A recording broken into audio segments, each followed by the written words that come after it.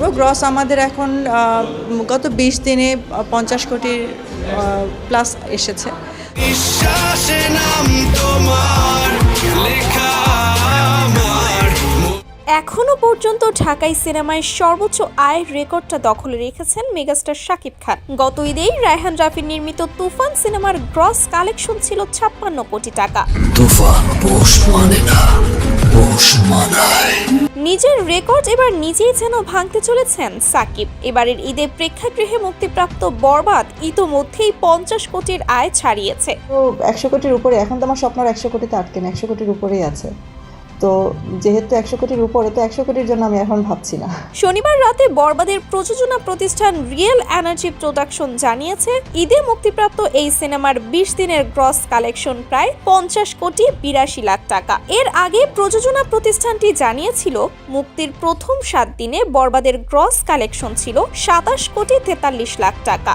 এর পরবর্তী ১৩ দিনে আরও ২৩ কোটি টাকার ব্যবসা করেছে সিনেমাটি।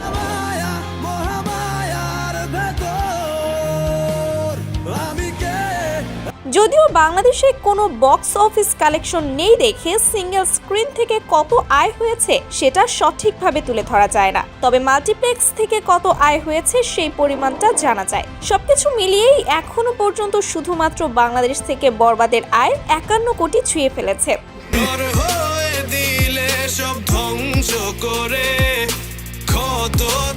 এদিকে আবার সম্প্রতি আন্তর্জাতিক পর্যায়ে মুক্তি পেয়েছে বরবাদ। সিনেমাটি অস্ট্রেলিয়া, যুক্তরাজ্য, মধ্যপ্রাচ্য সহ বিভিন্ন দেশে চলছে। প্রযোজকরা আশা করছেন সেখান থেকেও সিনেমার আয় ১০ থেকে ১৫ কোটির মতো থাকতে পারে। সুতরাং সবকিছু ঠিকঠাক থাকলে বাংলা সিনেমার ইতিহাসের রেকর্ড পরিমাণ আয় করে বরবাদ যে ১০০ কোটি ছাড়িয়ে যাবে সেটা আর বলার বাকি থাকে না।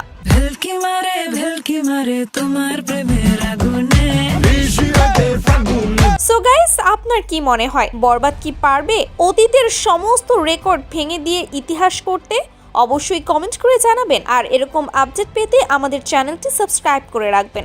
ধন্যবাদ।